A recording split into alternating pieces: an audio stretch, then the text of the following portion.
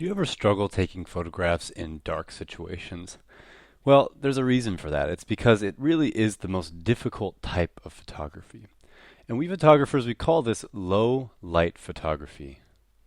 Low light photography is a lot of fun, but it does take a little bit of time and experience to become really good at it.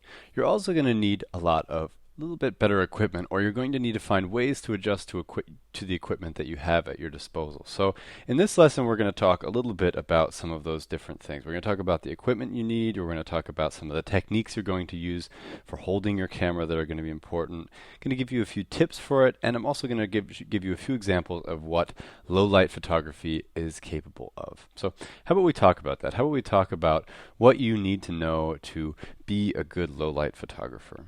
First of all, low light photography is going to be encountered in lots of places, and mostly it's just going to be a question of darkness. And so you're going to, after sunset, it's going to be dark, or even at sunset, you're going to have, like, after the golden hour, you're going to have a lot of dark. You're going to have concerts and things like that. So I'm trying to spell it in German. I'm so sorry. Concerts. And you're going to have dark rooms or dark houses. So a lot of dark places, even like in the woods or something like that.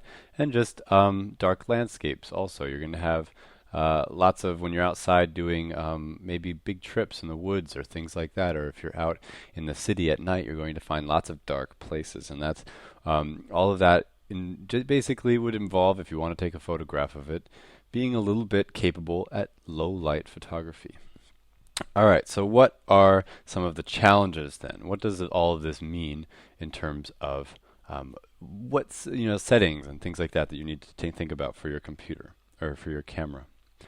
Well, you're first of all going to have a lot of trouble freezing motion is going to be a problem. And freezing motion just means having a high enough shutter speed to freeze any action that happens in the photograph. And that is just really hard when you don't have a whole lot of light available. You're going to have color problems. Color is really hard to capture for certain cameras in low lighting situations. Metering is going to be hard, so you're going to have a little bit of difficulty figuring out what is 18% gray, like in our metering lesson. And camera shake is going to be a huge problem. So camera shake, because your shutter speeds are going to be low. And what does that mean? What does a low shutter speed mean? Well, if you're out there shooting, let's do a little bit of math. We'll determine sort of what a low shutter speed means. When you've set up your camera and you've got your ISO and your aperture set, so say we're at ISO 400, or actually erase that, let's do 800. So it's kind of a darker evening, it's 800 ISO. You've opened up your lens as open as it will get, so maybe we have a 3.5 f-stopped lens. Well, then you have to take a look at this moment at your lens and see what zoom factor you're at. So say you've got a 35 millimeter lens on your camera. Now that is the equivalent, if you're on a digital camera, it's not equivalent. Say it is a digital camera with a 1.5 crop factor. So it's equivalent to a 50 millimeter lens. So if you don't know what I mean by that, it's basically that if you've got a digital camera with a DX sensor, it crops the photo. So a 35 millimeter lens actually creates an image that is a 50 millimeter image, essentially. So like it would be a 50 millimeter image on a film camera, but not on the digital camera that you have. Well, basically what you do with this number then, you've got this 50 millimeters. And now you just have to do a little bit of math. All you have to do is put 1 0 over top of that 50. And this right here, the result, is your slowest shutter speed that you should be using for handheld. Now, if you've got vibration reduction or things like that, so that you'll see things called VR lenses, or you'll find things that are stabilizers, things like that, you might be able to go up one stop. So one stop in this situation would be 1/100th of a stop, or 1/100th of a second. So you might be able to get away with that with a VR lens.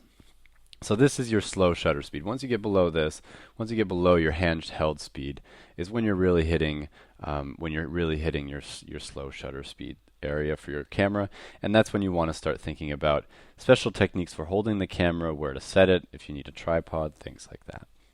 So along those lines, equipment. Let's maybe talk a little bit about equipment over here in the bottom left. Things that might help you. A tripod might be a good idea.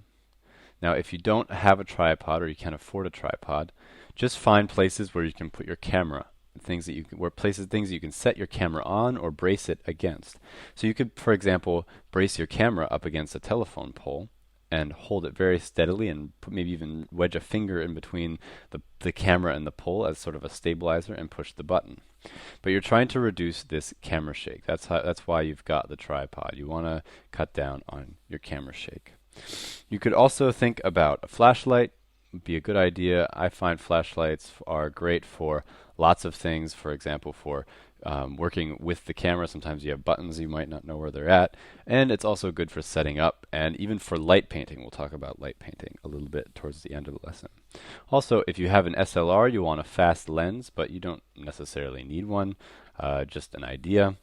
You could also have a strobe or sometimes what's called a flash in sort of common English. A strobe is just the thing that's on the top of your camera, but maybe you have a separate one that you can use, and I'll show you some uses for that. Another thing you could try is having a cable release. I'm not going to write it down because it's really a little bit extra and most people don't really need it. All right, so that is kind of an introduction to some of the concepts here, to some of the things that you might need to know, and some of the things that I might mention here in this lesson. All right, so let's just take a couple example images here. We're going to start out back in Montana, where I come from, and I took this hike with my friend Christopher. And Chris is sitting here next to the fire, and I am at ISO 400. I'm at f5. I'm at a 15th of a second. Now, just a little bit later, and this is just really just after sunset, so right here the sun's setting, and right here over on the right, the sun has already set.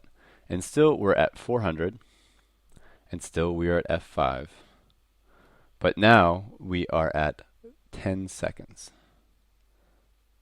So that is a huge difference. That is multiple times longer. This right here is your low shutter speed situation. And I did this with a tripod. Don't necessarily need to. I could have set it on a rock. I could have put it on my camera bag, whatever was high enough to get the image that I wanted. But you can see here that Chris didn't move during the image. That's while I was taking the photograph. And luckily he was just tranced out staring into the fire, and I just took a photo while he was doing that. I didn't have to ask him to do that or anything like that. But if he were to move, the photo would be sort of different. It would be it might have, I would say, ruined, but not necessarily. But you can see here, because the exposure is so long, you can see the sparks coming up off the fire. You can see the glow of the fire everywhere, the glow of the sky, the big, beautiful Montana sky back there. And you can really kind of see everything. And you can see also the difference here between these two photographs. I would say both of them are low light photographs, but this one over here to the right is much lower and definitely is a little bit harder of an image to get. You can get this image to the right with just about any camera, even a really inexpensive camera, but it really is going to push the limits of your camera. And we should talk a little bit maybe about that as we're rolling through here.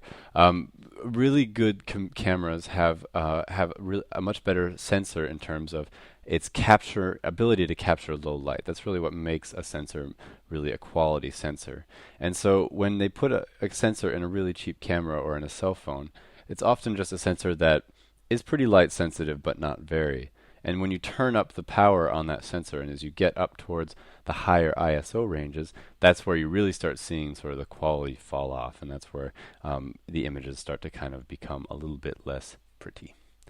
Now, let's move on here and start talking about these images that I've pulled up. They're both not necessarily really low light photography, but they're pretty much right on the edge. This is kind of the boundary of low light photography. And right here, I think I was shooting at about a 500th ISO, or 500 ISO, which is a step between traditional ISOs that you'll find on some professional cameras. I was shooting at f1.8, and I think my shutter speed was around, a 50th or so.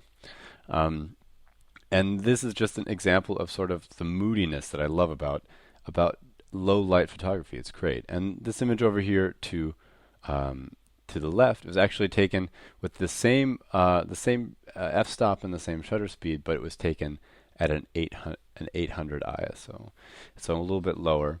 And this is one of the things about having a better camera. These photos were taken both with my nicer professional camera, and you can just kind of see the difference in the quality of an 800 ISO on a better camera. The colors are accurate and the contrast is good, and I'm also using a really nice lens, which helps a little bit. And over here I was using the same camera and got really nice results, just because I was also able to hold my camera very carefully. Now that's another point. If you really want to get good photographs here, you're going to really want to make sure that you're holding your camera right. So you're going to want to go back and take a look at our lesson about how to hold your camera. That will really give you some good tips. One of the things about low light photography is that you get a lot of this kind of stuff right here. This is the trouble capturing motion that I was talking about right here.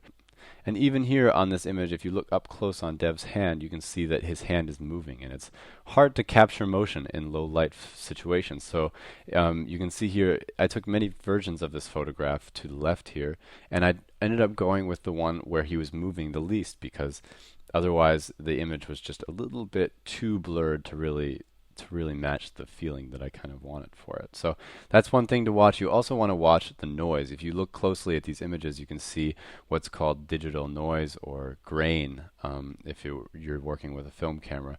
And it's not very extreme on these examples because the light is still there, but you're going to notice a definite drop in quality as your ISO goes up. You can learn more about that in our ISO lesson. So let's move on here a little bit. Again, I was talking about getting close to light sources. That is always a good thing to do. Try to find a nice angle to your light source and just stay close to it.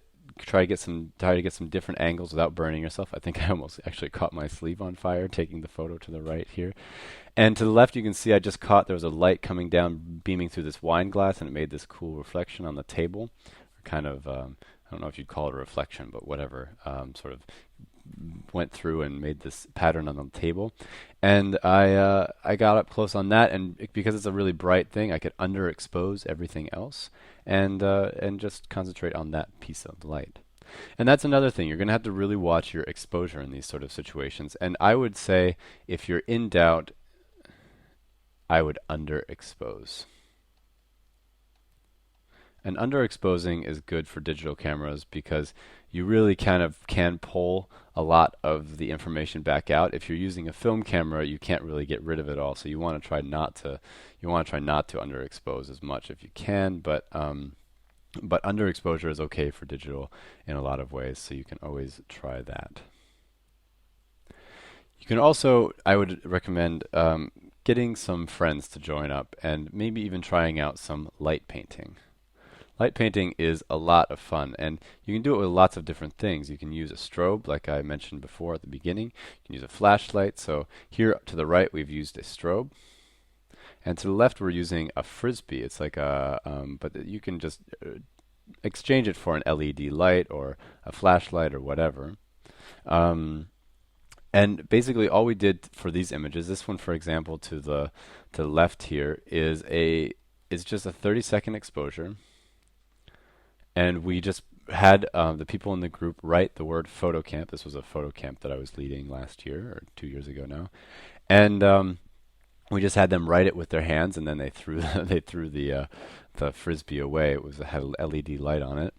And in that time that light passed across through all their hands, you can see that they're standing there. They stood standing, and the sensor captured the light as that frisbee moved along the path of the words photo camp. And so you can do this with lots of other different types of light source. I'll show you another example here in a second. And this one to the right, you can see that we just had someone, you can see the person actually standing here, fire a strobe at our friends while they were jumping up in the air. And this was actually probably like I think it was maybe like a 10-second exposure or so, but it doesn't matter because just that one moment where the flash hit them is when you actually see our friends there. All right, so that is a little bit of a roundup of what you can do with low light photography. Remember that bad weather and cloudy days and dark music clubs can be your best friend as a photographer, so you want to go out and do the best you can with what equipment you've got. All right, you can come back and check out more lessons at allversity.org.